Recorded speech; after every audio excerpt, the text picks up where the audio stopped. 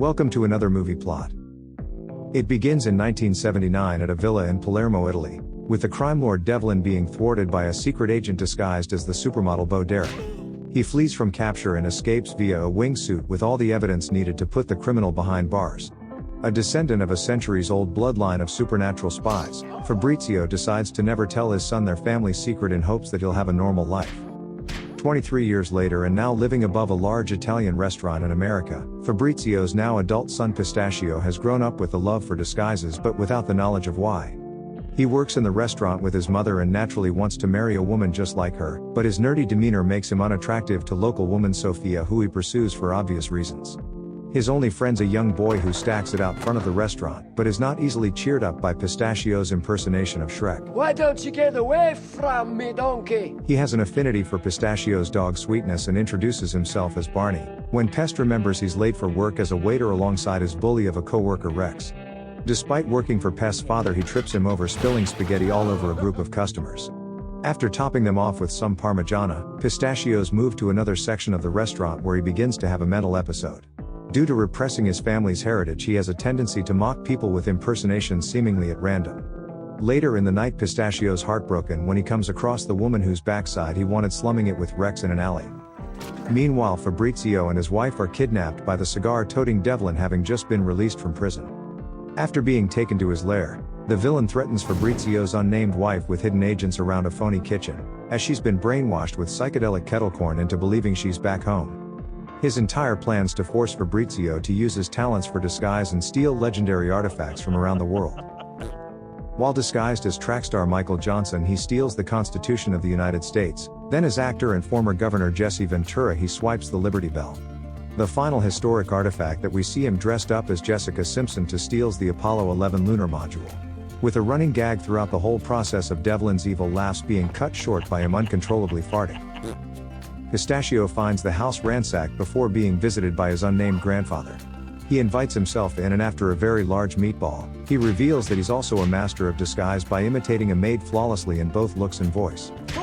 He explains that their family's among some of the first environmentalists, and even gave the Gettysburg Address for Lincoln since he was such a boring speaker. Because Fabbrizio wanted to keep Pistachio's legacy a secret, he was never allowed to meet his grandfather, who carries around with him the family's secrets in an over-the-top pop-up book.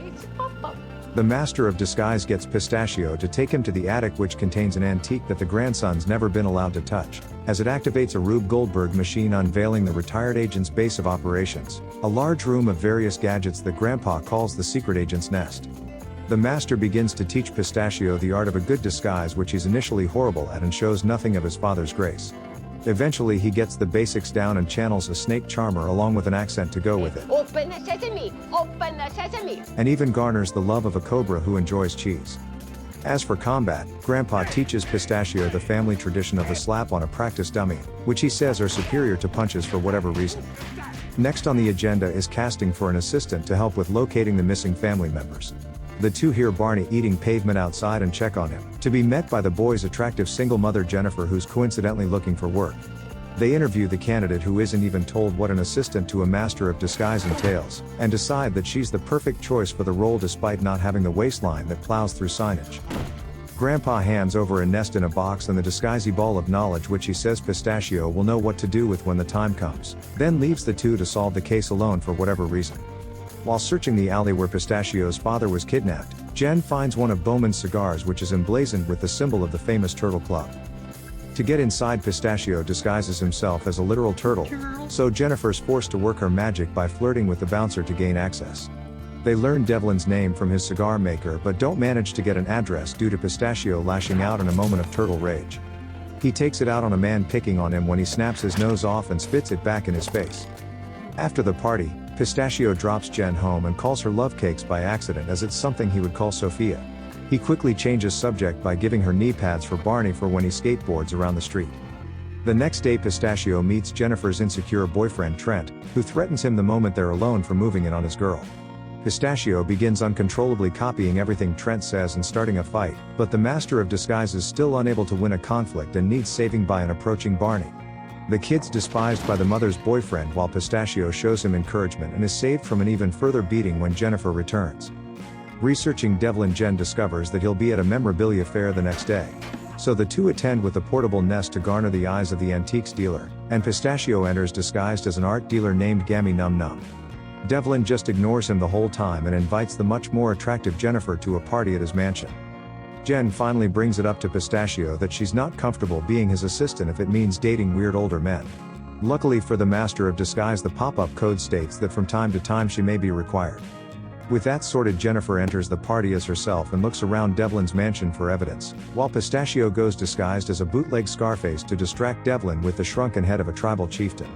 Pistachio gets so much into his character that he forgets to watch Devlin and begins arguing with a waiter about the tiny size of his appetizers. Oh yeah.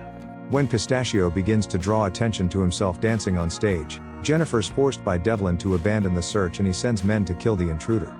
Beginning to hone his skills, Pistachio loses the henchman by disguising himself as the shark hunter Quint from the movie Jaws, and unintelligibly blabbers about a large predator in the tiny pond. His previous character's hairy arms give him away and they continue the chase, until Pistachio loses them for good by turning himself into a large cowpie. To get Jennifer out safely, he returns to the mansion as the Bavarian tax collector Constable Muller, and when seeing that it isn't working he switches to the British secret agent Terry Suave. His verbal diarrhea convinces Devlin to let him leave with Jennifer, but the boss puts two henchmen on their tail. That night Pistachio and Jen look at images she found in the mansion of Fabbrizio in disguises, deducing that Devlin's stealing artifacts. In his excitement, Pistachio bumps a waitress into Trent, revealing Jen's boyfriend to be there cheating with Sophia. So to defend Jen's honor, Pistachio fights him, masterfully slapping the crap out of the fist thrower, having become proficient on the dummy. He then turns down Sophia's advances and struts out of the restaurant with Jennifer while pushing Rex to the ground.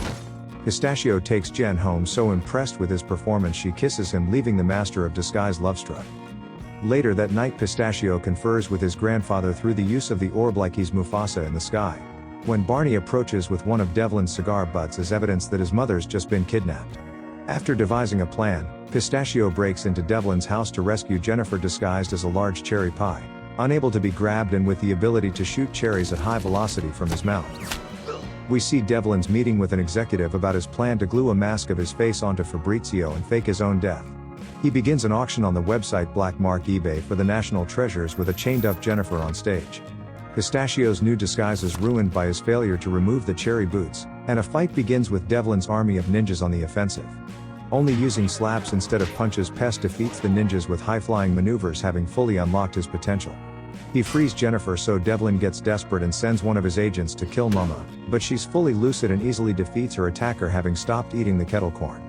Grandpa arrives to witness Pistachio obtain his first victory as Devlin has one final trick up his sleeve, and unveils Fabbrizio with the appearance of his captor himself, who escapes the mansion unscathed. Pistachio's forced to fight his father, who's been brainwashed to believe he's Devlin, and the two ascend the lunar module. In the end, with Pistachio hanging for his life, he puts his underwear on his head to help his father snap out of his trance by reminding him of home. Fabbrizio shakes it off and the three masters of disguise all reconcile before returning the pieces of history to their rightful places. In the weeks to come, Pistachio marries Jennifer, becoming Barney's stepfather, and with Devlin still on the run, he travels to Costa Rica disguised as President Bush, knowing that the collector just can't help himself but want a picture. With his henchmen now Fabbrizio and Grandpa in disguise, the spies retrieve the Constitution as their final recovery effort as Pistachio headbutts Devlin into the pool. Sometime later, Pistachio's cleaning up his restaurant and discovers a dwarf dressed like Mario was inside the slapping dummy the whole time. The little guy chases Pistachio around a bit until they sit down and have a conversation to work everything out, before saying goodbye to the audience.